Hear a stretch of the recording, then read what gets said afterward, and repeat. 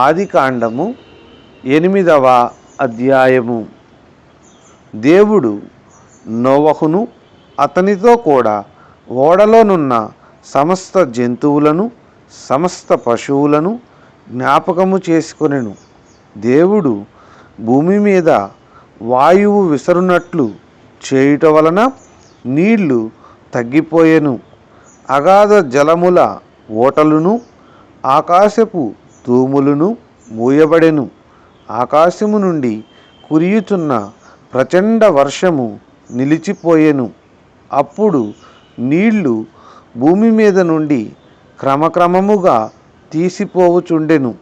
150 దినములైన తరువాత నీళ్లు తగ్గిపోగా 7వ నెల 17వ దినమున ఓడ అరారాతు కొండల మీద నిలిచెను. నీళ్లు 10వ నెల వరకు క్రమముగా తగ్గుచూ వచ్చెను. 10వ నెల మొదటి దినమున కొండల శిఖరములు కనబడెను. 40 దినములైన తరువాత నోవహు తాను చేసిన ఓడ కిటికీ తీసి ఒక కాకిని వెలుపలికి పోవిడిచెను.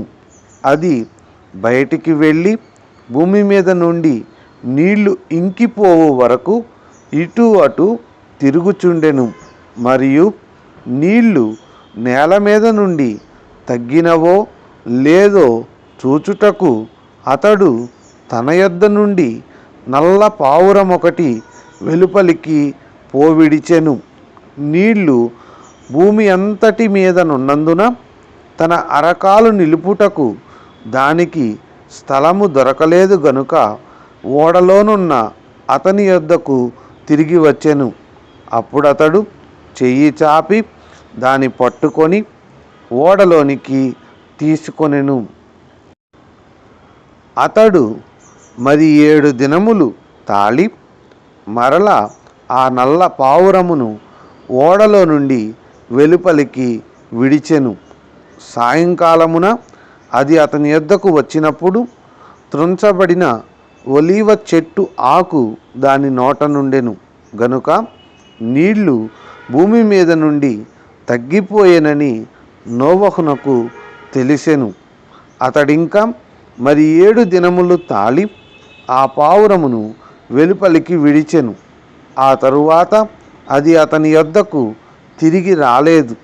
మరియు 601వ సంవత్సరము మొదటి నెల తొలి దినమున నీళ్లు భూమి మీద నుండి ఇంకిపోయెను.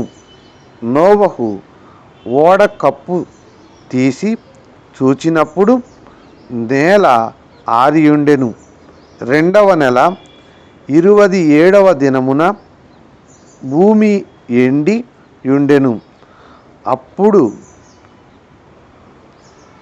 దేవుడు నీవును నీతో కూడా నీ భార్యయు నీ కుమారులను నీ కోడండ్రును ఓడలో నుండి బయటికి రండి. పక్షులు పశువులు భూమి మీద ప్రాకు ప్రతి జాతి పురుగులు మొదలైన సమస్త శరీరులలో నీతో కూడానున్న ప్రతి జంతువును వెంటబెట్టుకొని వెలుపలికి రావలెను. అవి భూమి మీద బహుగా విస్తరించి భూమి మీద ఫలించి అభివృద్ధి పొందవలెనని నోవహుతో చెప్పెను. కాబట్టి నోవహును అతనితో కూడా అతని కుమారులను అతని భార్యయు అతని కోడండ్రును బయటికి వచ్చిరి. ప్రతి జంతువును ప్రాకు ప్రతి పురుగును ప్రతి పిట్టయు భూమి మీద సంచరించునవన్నీ వాటి వాటి జాతుల చొప్పున ఆ ఓడలో నుండి బయటికి వచ్చెను. అప్పుడు నోవహు యెహోవాకు బలిపీఠము కట్టి పవిత్ర పశువులన్నిటిలోనూ పవిత్ర పక్షులన్నిటిలోనూ కొన్ని తీసుకొని ఆ పీఠము మీద దహన బలి అర్పించెను. అప్పుడు యెహోవా ఇంపైన సువాసన నాగ్రాణించి ఇక మీదట నరులను బట్టి భూమిని మరలా శపించను. ఎందుకనగా నరుల హృదయాలోచన వారి బాల్యము నుండి చెడ్డది. నేనిప్పుడు చేసిన ప్రకారముగా ఇకను సమస్త జీవులను సంహరింపను. భూమి నిలిచియున్నంత వరకు